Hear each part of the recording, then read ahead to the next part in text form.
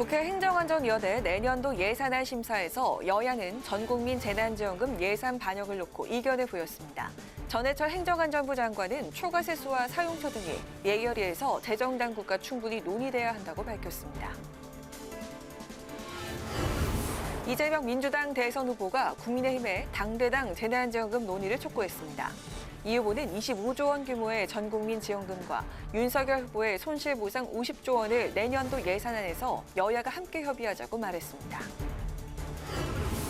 윤석열 국민의힘 대선 후보가 국가 대개조에 김종인 전 비대위원장의 역할이 필요한 시점이 다가오고 있다며 선대위 합류를 사실상 공개적으로 요청했습니다. 김 전 위원장은 계기가 되면 도와줄 수도 있다고 말했습니다. 뉴스앤 파워 인터뷰. 오늘은 더불어민주당 선대위 대변인이자 원내대변인인 신현영 의원과 함께 대장동 의혹 특검에 대한 여당의 입장, 그리고 재난지원 대 손실보상으로 맞붙은 여야 대선 후보들의 공약에 대해서 짚어봅니다.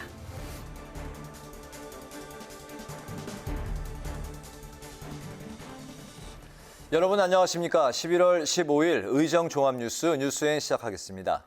국회 행정안전위원회에서는 전국민 일상회복 방역지원금, 이른바 전국민 재난지원금이 쟁점이 됐습니다.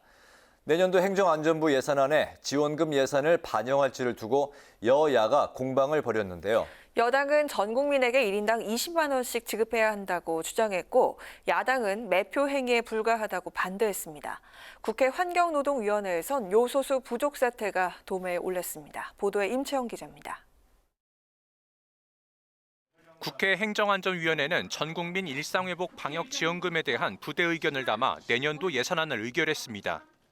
행안위 예산안 소위에 이어 전체회의에서도 전국민 지원금을 두고 여야가 첨예하게 대립하자 결론을 내리지 못하고 예결위로 넘긴 겁니다.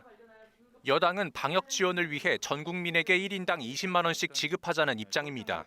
지원금 지급에는 약 8.5조 원의 예산이 소요된다며 재원은 초과세수로 충당할 수 있다고 설명했습니다. 초과세수는 지금 15조 이상 거친다. 좀 더 과학적으로 분석하고 이 추계 규모를 정확하게 계산을 한다고 하면 적어도 8.1조 정도는 충분히 마련할 수 있다, 이렇게 생각합니다. 이거 최소한의 금액이라고 봅니다. 반면 야당은 대선을 겨냥한 매표 행위에 불과하다는 입장입니다. 특히 민주당이 올해 초과 세수분을 납부유예해 해 내년도 전국민 지원금 재원으로 활용하는 것은 국세징수법에 저촉된다는 지적입니다. 그 유예는 납부 징수 유예를 하는 것은 국세징수법 위반이에요. 만약에 정부가 납세 징수 유예를 통해서 재원을 확보하겠다, 그러면 우리는 고발 준비를 하고 있어요, 법 위반으로. 전해철 행안부 장관은 국회 예산결산특별심의위원회 심의 과정에서 구체적인 논의가 필요하다며 신중한 입장을 보였습니다. 현재 재정당국은 재정의 어려움을 이야기하고 있지만 초과세수의 내용, 그리고 그 조달하는 방식에 대한 설명을 해서 저는 예결위에서 충분하게 논의해서 결론을 내려야 된다라고 생각합니다. 국회 환경노동위원회에서는 중국의 요소 수출 절차 강화 조치에 따른 요소수 부족 사태가 도마에 올랐습니다. 의원들은 정부가 중국에 대한 요소 의존도가 높다는 것을 알고도 미리 대비하지 못했다고 질타하면서 제2의 요소수 사태를 방지하기 위한 대책을 점검했습니다.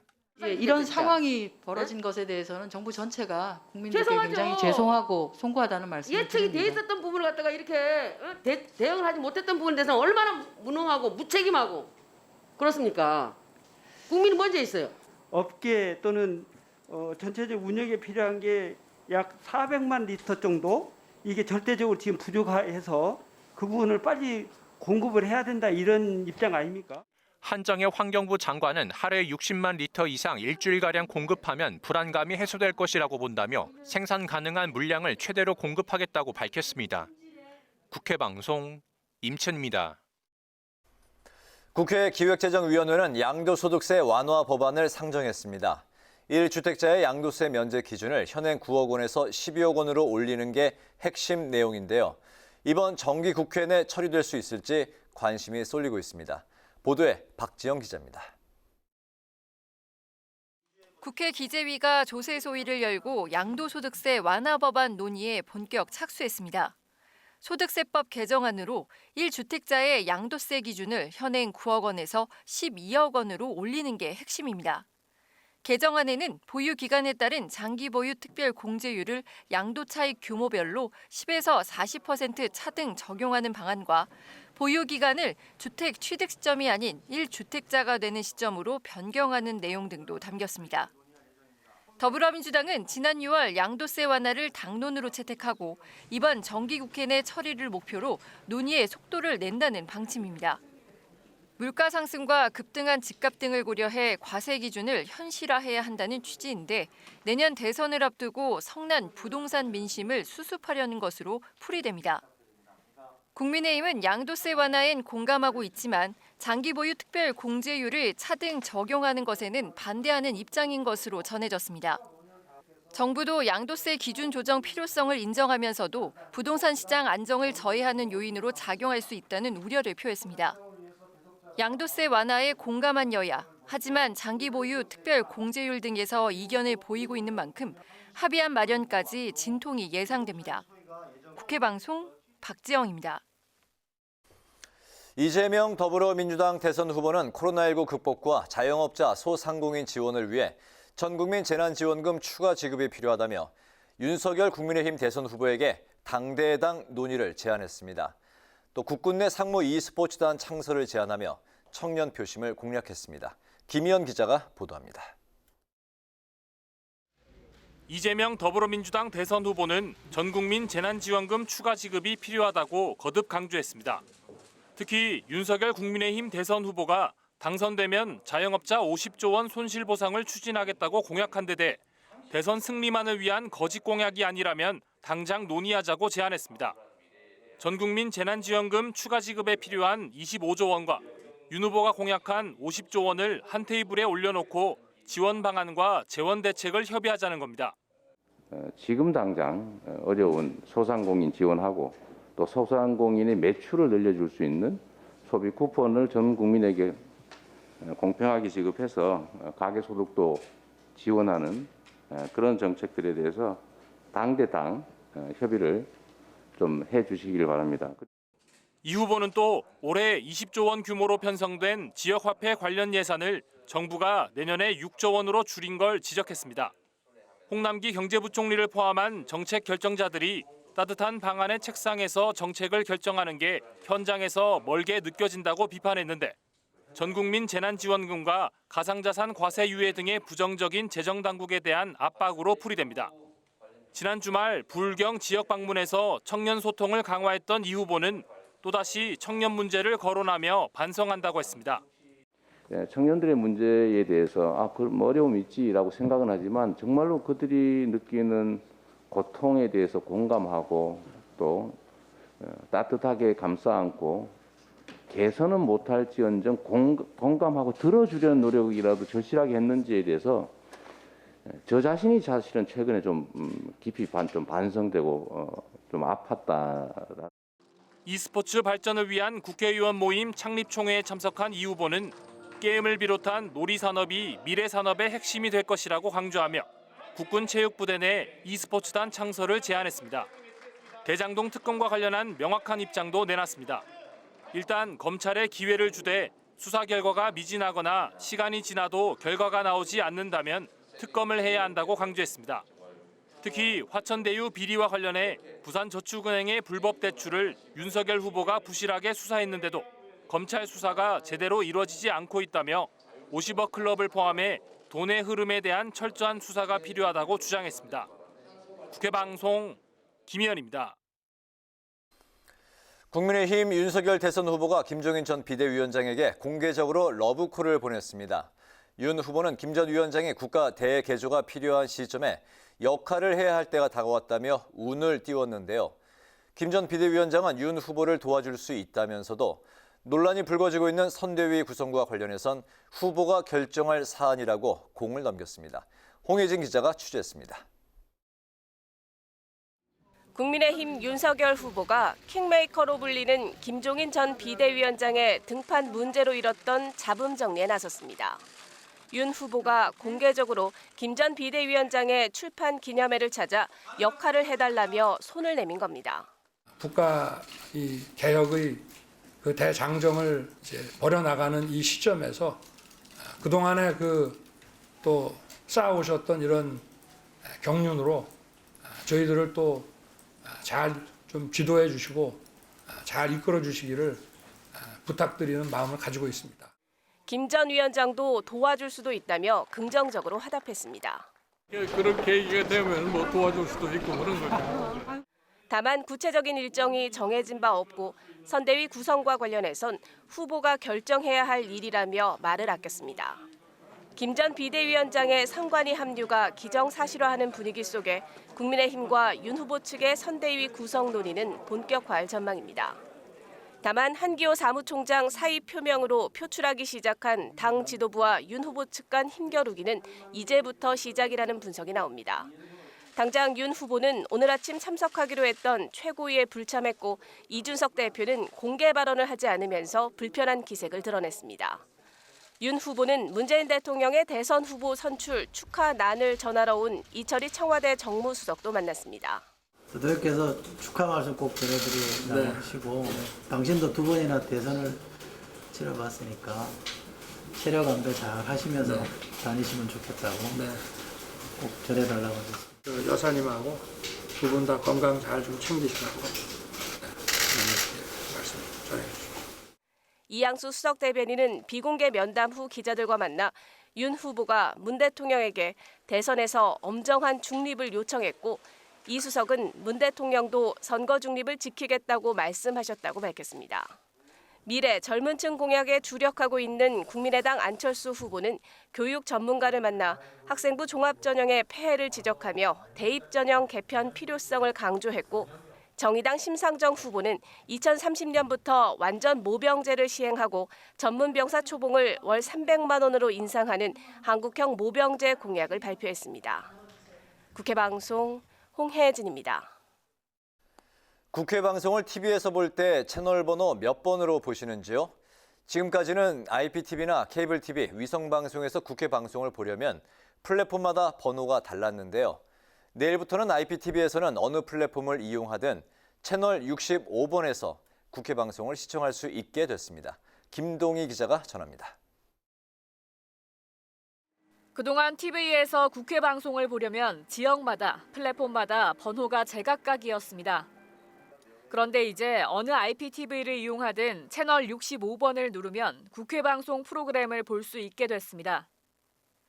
KT와 SK에 이어 LGU+도 내일부터는 기존 채널 172번이 아닌 65번으로 국회 방송 시청이 가능하게 된 겁니다. 케이블 TV의 경우 국회 방송 채널 번호는 대부분 지역에서 165번입니다. 이번 IPTV 번호 단일화에 따라 전국 유료 방송 가입 가구의 80% 이상이 65번이나 165번을 통해 국회 의정 활동을 지켜볼 수 있게 됐습니다. 시청자 이용이 편리해져 국회 방송에 대한 접근권이 한층 개선된 셈입니다. 국회 방송의 채널이 단순해지면서 국민들에게는 국회를 국민에게 그리고 국민을 국회로라는 국회 방송의 모토를 조금 더 적극적으로 실현할 수 있는 좋은 기회가 되리라 생각합니다. 국회 방송은 다른 번호를 사용하고 있는 일부 케이블 TV 방송 사업자와도 협의를 계속해 내년 상반기까지 채널 번호 단일화를 완료할 계획입니다. 국회 방송 김동희입니다. 국회 언론미디어 제도 개선 특별위원회가 오늘 첫 회의를 개최했습니다. 미디어 특위는 오는 12월 31일까지 언론에 대한 징벌적 손해배상을 골자로 하는 언론중재법을 비롯해 정보통신망법, 신문법, 방송법 등 언론 관련 법안을 패키지로 논의할 예정입니다.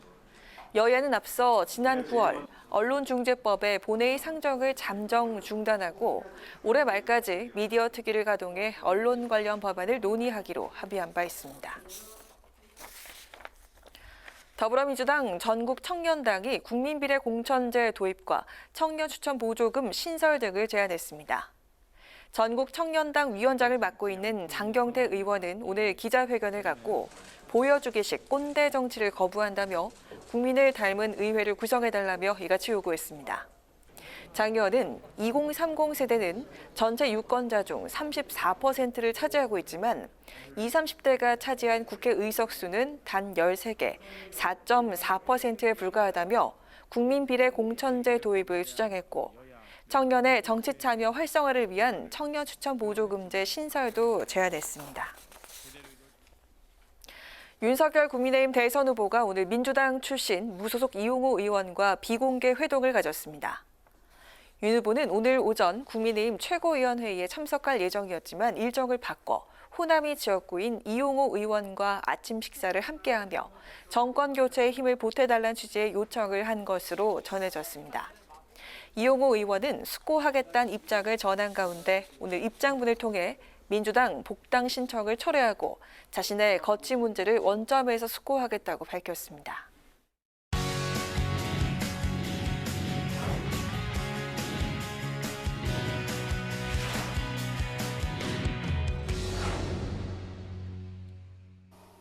네, 오늘 이슈 분석 김동길 기자와 함께합니다. 김 기자 어서 오세요. 안녕하세요.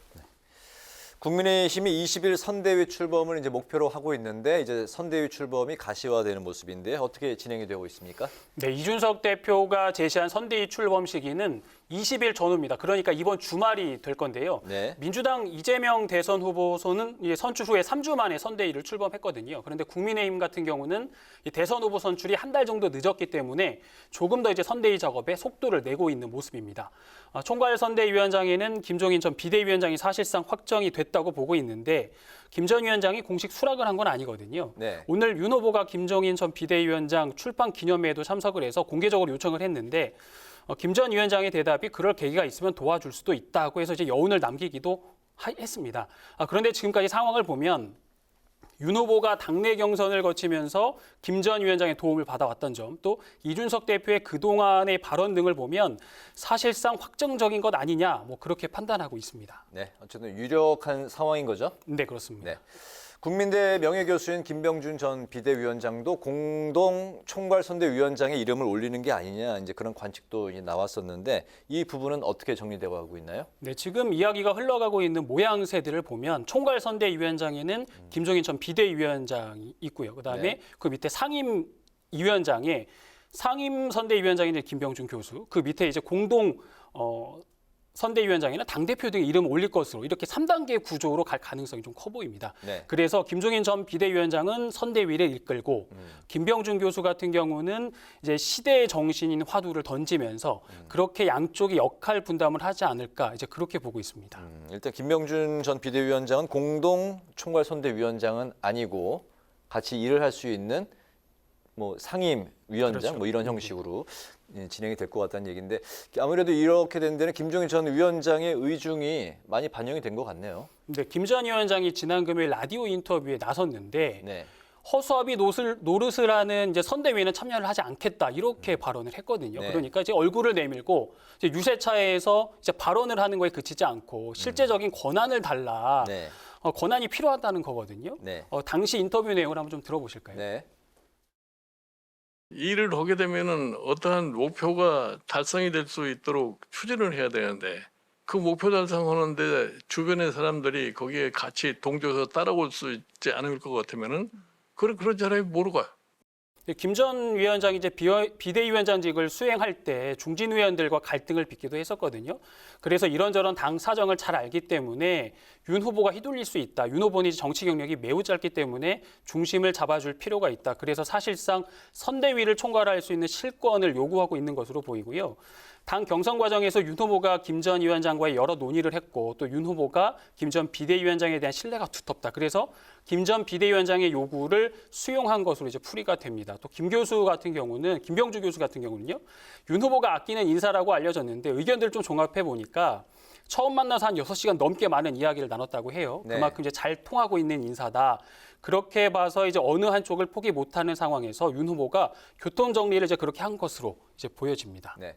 총괄선대위원장은 이제 윤곽이 이제 드러난 상황이고 선대위 요직 중에 하나가 또 이제 총괄 선대본부장인데 네. 이 자리는 또 어떻게 교통정리돼 가고 있나요? 네, 이 자리에는 당초 이준석 대표는 권영세 의원을 추천을 했었고요. 또 김 전 위원장은 이명박 정부 시절 대통령 비서실장을 지냈던 임태희 전 의원을 추천을 했다고 알려졌는데 네. 결국엔 그 키는 선택은 윤 후보에 달려 있었거든요.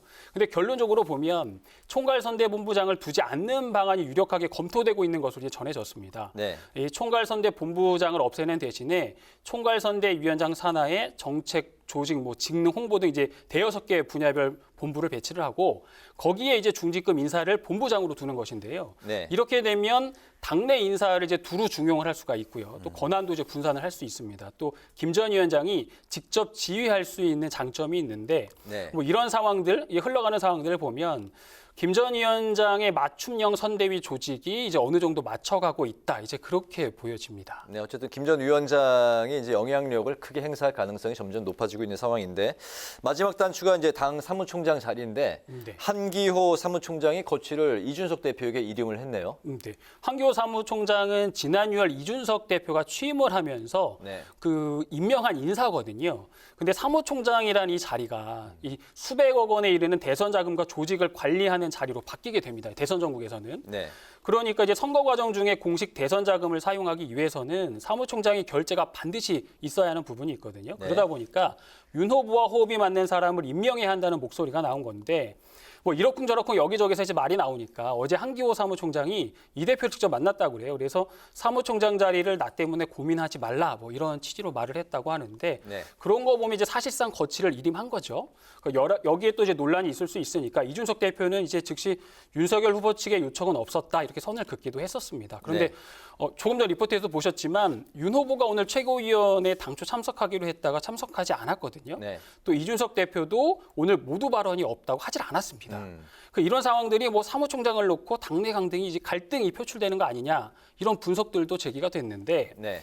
김명민 선대위 대변인이 인터뷰를 했는데 사소한 의견 차이는 있지만 또 불협화음 같은 건 존재하지 않는다면 이제 선을 그었고요. 네. 또 오늘 뭐 이준석 대표와 윤 후보가 또 회동을 했다. 뭐 이런 소식도 전해졌거든요.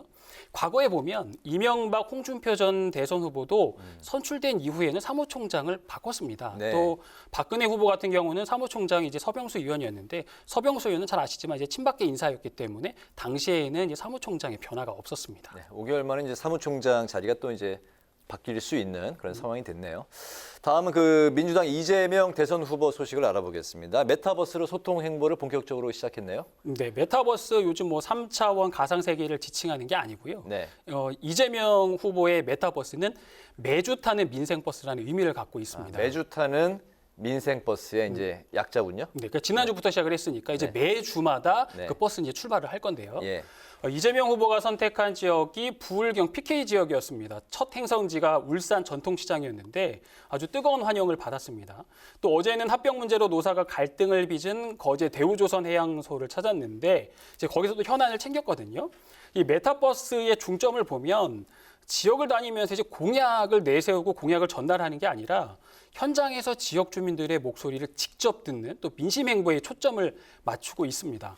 이제 8주 동안 8개 권역을 했는데 지난주 이제 시작을 했기 때문에 앞으로 7주 동안 7개 권역을 계속 돌 예정입니다. 그러고 네. 보면 이제 연말까지 이제 메타버스는 계속 출발을 한다는 건데 네. 이번 주 일정은 아직 나오진 않았거든요. 그런데 이재명 후보 보면 오늘도 여론조사가 나왔지만 네. 그 지지율이 현재 이제 답보 상태에 있습니다. 그래서 네. 이제 민심을 통해서 민생 현장을 통해서 이걸 한번 개선해 보겠다, 반전을 일으켜 보겠다 이렇게 돼 있는데 네. 뭐 이런 의도로 또 전략적인 풀이도 되는데 과연 이 메타버스를 통한 민심 회복 또 지지율 상승까지 이끌어낼 수 있을지 네. 좀 주목해 볼 필요는 있는 것 같습니다. 앞으로 7주 동안 7개 권역을 계속 돈다는 거죠? 네, 그렇습니다. 지켜봐야겠습니다.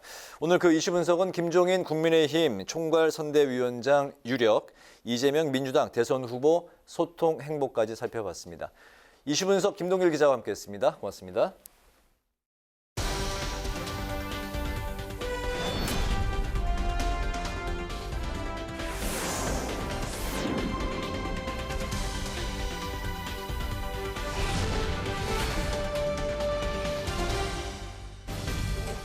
강하락의 정치톡 시간입니다. 11월 15일 시선을 집중시킨 정치 뉴스 만나보시죠.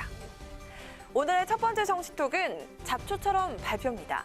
더불어민주당 이재명 대선 후보가 자신을 향한 언론의 보도 태도에 연일 강한 불만을 나타내고 있습니다. 언론의 견제가 국민의힘 윤석열 후보보다 자신에게 집중되고 있다며 기울어진 운동장, 잡초처럼 밟히고 있다고 하소연했는데요. 이 후보, 잘못한 것이 없어도 잘못했을지도 모른다의 소문으로 언론에 도배되는 지금의 현실이 안타깝다며 지지자들을 향해서 나쁜 언론 환경을 이겨낼 수 있도록 손을 잡아달라고 토로했습니다. 사실 요즘 되게 힘들어요. 정말 잡초처럼 밟히면서도 한 발짝 한 발짝 기어 올라오듯이 이 자리까지 왔는데 저는 어디 가서 말 실수 하나 안 하려고 정말 노력하는데 이만한 걸 가지고 막 이만하게 만들고 다른 쪽은 엄청나게 뭐 문제가 있어도 노 코멘트 나 몰라 이렇게 하고 있는 이 안타까운 현실에서 누군가가 이 기울어진 운동장을 정상적으로 만들어야 됩니다. 이재명이 만드는 게 아니라 여러분이 만드는 거죠. 우리 국민이 하는 겁니다. 이재명 후보의 이런 발언은 대장동 의혹, 부인 김혜경 씨의 낙상 사고, 웹툰 오피스 누나 이야기 관련 발언이나 부울경 순회 경선 도중에 나온 부산은 재미없잖아 발언에 대한 비판까지 일련의 사건을 겪으면서 느낀 것을 솔직하게 표현한 것으로 해석이 되는데요. 이 후보는 일부 보수 언론이 자신의 발언 중 일부를 맥락과 무관하게 부각해 공격의 소재로 삼고 있다며 선대위에도 이러한 언론 보도에 대해선 신속하게 대응할 것을 주문한 것으로 알려졌습니다. 이재명 후보가 워낙 과감한 돌발성 발언을 하는 스타일이다 보니 그만큼 리스크도 따를 수밖에 없었다는 시각도 제기되고 있는데요. 자신을 향한 언론의 보도 태도가 공평하지 않다는 이 후보의 주장, 국민은 과연 어떻게 생각할까요? 이어서 두 번째 정치톡은 비정의 게임입니다. 국민의힘 디지털 정당위원회가 대선을 앞두고 넷플릭스 드라마 오징어 게임을 패러디한 홍보 영상을 공개해 눈길을 끌고 있습니다. 이 영상은 온라인 댓글 조작 대응 프로그램인 크라켄을 홍보하기 위해서 만들어졌다고 하는데요. 이준석 대표의 비단 주머니 1호 프로젝트인 크라켄의 홍보 영상 속에서 이 대표는 디지털 정당위원장인 이영 의원에게 비단 주머니와 비정의라고 적힌 명함을 건네주며 디지털 전문가를 찾아달라고 요청하고요. 이 의원은 딱지 게임을 통해서 온라인 댓글 조작을 막을 최강의 전문가들을 모은다는 내용을 담고 있습니다. 대표님, 결단이 필요합니다. 우리에겐 비단 주머니가 있지 않습니까?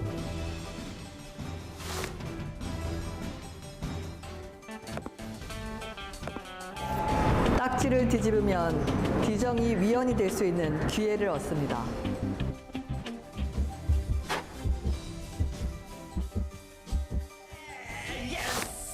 축하드립니다. 비정의 저도 하고 싶습니다. 나라를 살리고 싶습니다. 저도 참여하고 싶습니다. 저기 근데 어떻게 참여하면 되는 거죠? 제가 설명드리죠.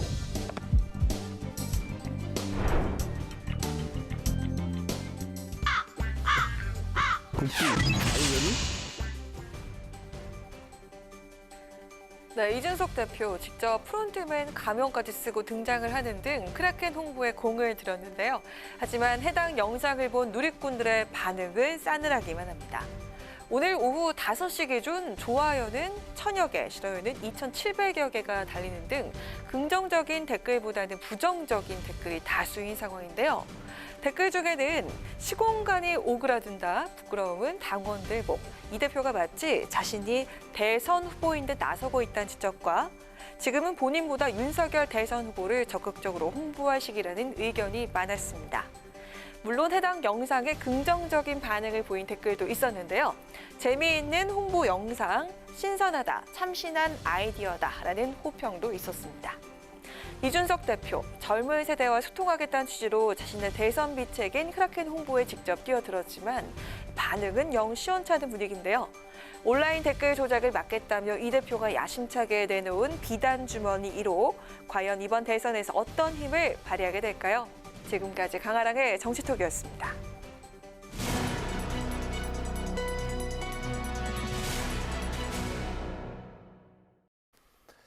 네, 국민의힘 윤석열 대선 후보와 이준석 당대표, 야권의 대선 필승 카드로 거론되는 김종인 전 비대위원장에게 공개적인 러브콜을 보냈습니다. 그렇지만 당내에서는 선대위 인선을 둘러싼 잡음이 연일 돌출하는 모양새인데요. 국민의힘 내부 분위기는 어떤지 양준우 국민의힘 대변인과 관련 이야기 나눠보겠습니다. 대변인님 나와 계시죠? 네, 안녕하세요. 네. 안녕하세요. 오늘 김종인 전 비대위원장이 공개 행사에 그 당 인사들이 대거 출동을 했습니다.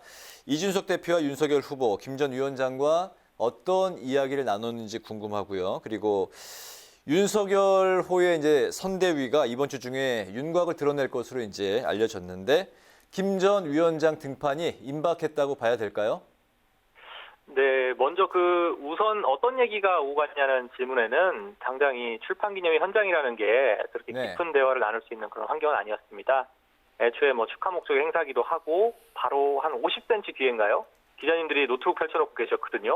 그래서 보도된 내용이 그대로고 윤 후보께서는 잘 이끌어 주시길 부탁드린다 이 정도 발언하셨고 대표께서는 잘 모시겠다 이런 정도의 내용만 나왔습니다. 그 밖에는 일상적인 내용과 덕담 정도 오고 갔다고 말씀드리고요. 김종인 위원장님의 등판 질문해 주셨는데 요거는 이제 저희 후보와 대표 간에 이견이 없다 이렇게 말씀을 드립니다. 네. 두 분 모두 위원장님이 필요하다는 거는 전부 공감하시고 계시기 때문에 시점의 문제일 뿐 합류는 분명하다 이렇게 말씀을 드립니다. 근데 다만 정치권에서 많은 분들이 아시고 계시지만은 김종인 위원장님을 모셔온다는 거는 항상 동일한 패턴이라는 게 있습니다. 위원장님이 활동 공간을 굉장히 넓게 쓰시는 그런 분이기 때문에 어느 정도의 공간을 보장해야 한다는 이런 요구가 있어서 그 점에 대한 논의 때문에 시일에 대한 확답은 조금 드리기가 어렵다라고 정리를 해드리고요. 그래도 마지막에 첨언하자면 예상보단 빠를 수 있을 것 같습니다.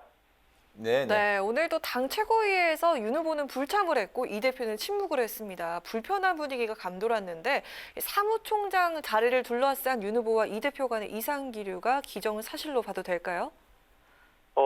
이상 기류라기보다는요. 금일 당 최고위 불참에 대한 내용은 윤 후보께서 다소 사전에 양해가 된 부분입니다. 무소속 이용호 의원과의 비공개 회동 때문에 불가피한 측면이 있었다고 보고 후보께서 나름의 외연 확장 행보를 하시기 때문에 불가피한 측면이 있었다.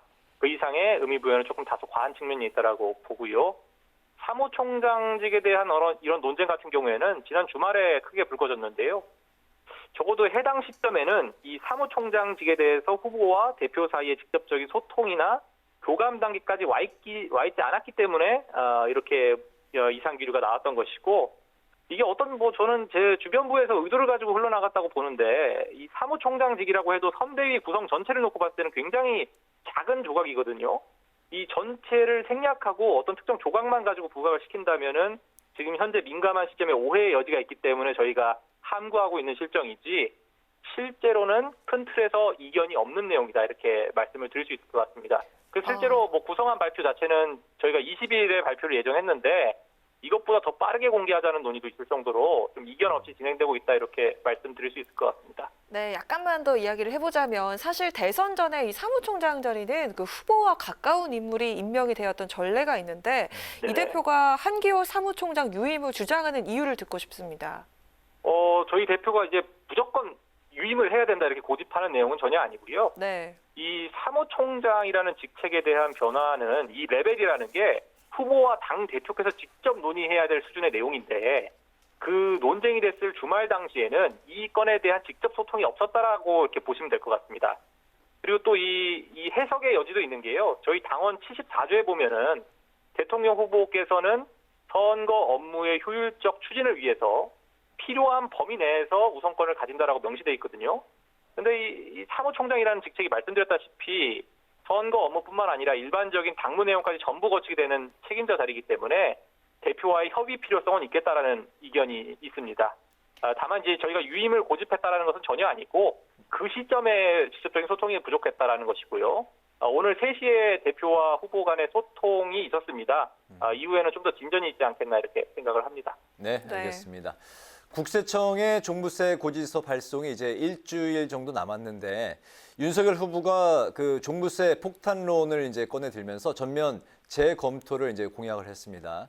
그렇지만 이제 1주택자 종부세 면제와 관련해서 당 지도부와 온도차가 있는 거 아니냐 이런 목소리가 나오고 있는데요. 이 부분은 어떻습니까? 이견은 사실 크지 않고요. 저희 당에서도 이 종합부동산세에 대한 문제의식은 공감 기류가 큰 부분입니다. 이중과세라는 비판도 있고 부동산 시장 안정에 오히려 역효과라는 분석도 있고요. 근데 다만 이 구체적인 방법론에 대해서는 이제 저희 윤 후보께서 말씀하신 1주택자 종부세 면제 수준도 있고 다양한 액수 대상에 대해서 다양한 안들이 있거든요. 이제 어찌됐건 큰 틀에서 후보께서 말씀하신 내용에 전부 공감하고 있는 내용이니만큼 온도차라는 표현보다는 이 선대위가 꾸려지면은 후보의 의견을 중심으로 반영해서 구체화하는 논의가 있을 것이다. 이렇게 봐주시면 될 것 같습니다. 네, 오늘 말씀 잘 들었습니다. 네네, 감사합니다. 네, 지금까지 국민의힘 양준우 대변인이었습니다.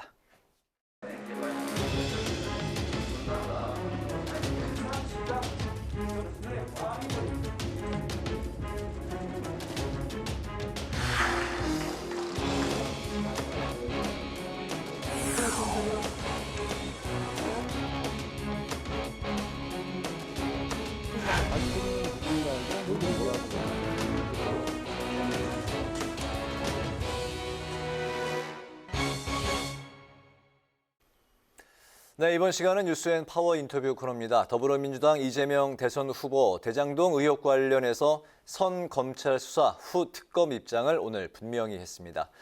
이런 가운데 여야 대선 후보 모두 코로나 민심 확보 경쟁에 이어서 부동산 세금 전쟁에 포문을 여는 모습인데요.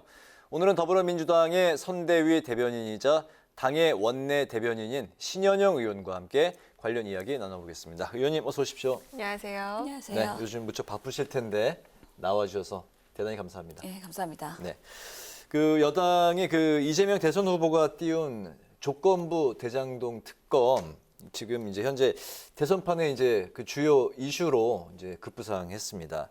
이 후보의 조건부 특검론 당과 사전에 교감이 있었던 건가요?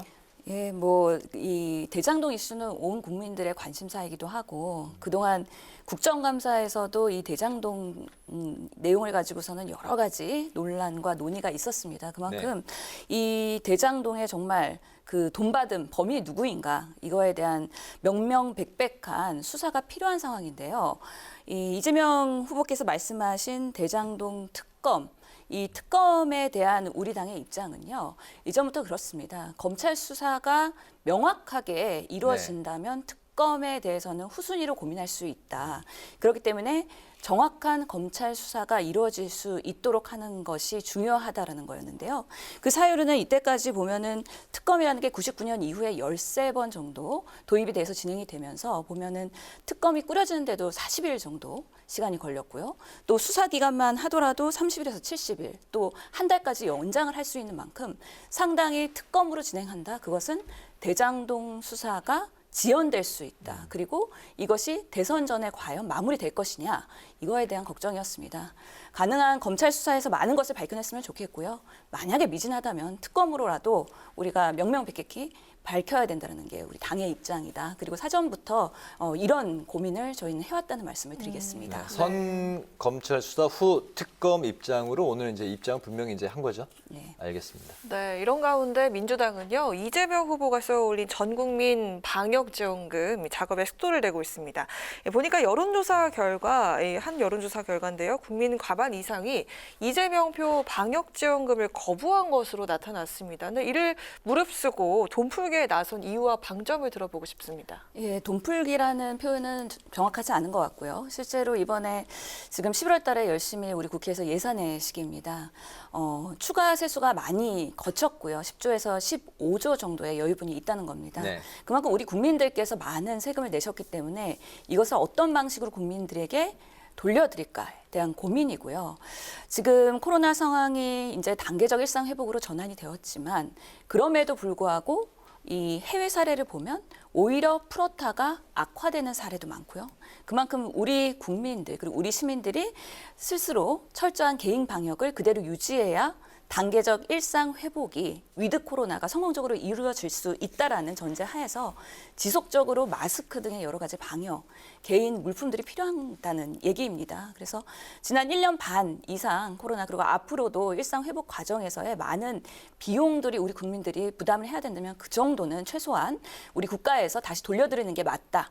라는 입장에서의 그런 일상 회복 지원금을 국민들한테 돌려드리는 부분이고요.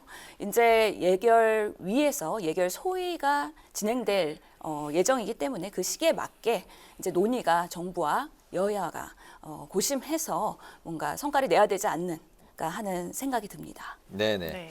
현재 그 재원을 마련하는 방법으로 초과 세수분 납세 유예 이 카드를 꺼내 들었는데 정부도 법 요건을 충족해야만 뭐 납세 유예할 수 있다. 좀 이렇게 약간 선을 긋는 그런 분위기고 야당은 뭐 역시 불법 꼼수다 이러면서 이제 반대 입장을 하고 있는데 당에서 이 부분을 이제 어떻게 풀어나갈 계획이신가요? 예, 불법이란 말은 명확하지 않고요. 정확하지도 않은 표현입니다. 실제로 이 납부 유예 제도는 법적인 근거가 있습니다. 그렇기 때문에 국세기본법 그리고 국세징수법에도 그 근거가 명확히 있는 상황이고요. 네. 또 지난 8월 26일에도 코로나 상황에 따라서 우리가 또 납세 유예를 했던 바가 있고 이렇게 코로나 팬데믹의 전시 상황에서는 납세 유예를 하면서 어려운, 특히 지금 수익에 어려움을 겪고 있는 소상공인이나 자영업자분들에게 납세를 유예할 수 있는 충분한 상황이라고 저희가 판단을 하고 있는 것입니다. 그렇기 때문에 이게 불법이다, 꼼수다 이런 표현들은 정확하지 않다고 보이고요. 실제로는 작년 같은 경우에도 법인세나 소득세, 부가가치세, 유류세, 주세 이런 30조 정도의 징수를 유예하면서 금년에 추경으로 활용한 사례가 있습니다. 네. 그만큼 기존에도 지속적으로 해왔던 방식이기 때문에 이게 꼼수라고 표현할 수는 없는 것입니다. 네. 또 윤석열 후보는 맞불 카드로 50조 손실 보상을 꺼냈는데요. 야당 측은 집권 후에 추경 반복으로 뒷받침하는 모양새인데 정부는 역시나 좀 난색을 표하는 모양새입니다. 예결위원이신 의원께서 지난 종합정책 질의에서 이 부분을 파고드셨잖아요. 윤 후보 구상을 좀 어떻게 평가하시는지 들어보고 싶습니다. 예, 이게 새 정부가 취임한다고 갑자기 50조의 세수가 나오지는 않거든요. 이 발언은 100일 동안 50조를 확보하겠다라는 얘기는 우리 국회나 정부의 예산 심의 과정에 대한 이해가 전혀 없다라는 또 하나의 반증일 수가 있습니다. 50조를 만들기 위해서는 당연히 우리가 내년 예산 심의를 하고 있는 과정에서 그럼 다른 데서의 재원을 뽑아서 끌어와야 되는 상황이거든요. 분명히 희생할 수밖에 없는 그런 영역들이 발생하기 때문에 현실적으로 불가능하고 절차적으로도 불가능한 일이라고 명백히 말씀을 드리고 싶고요.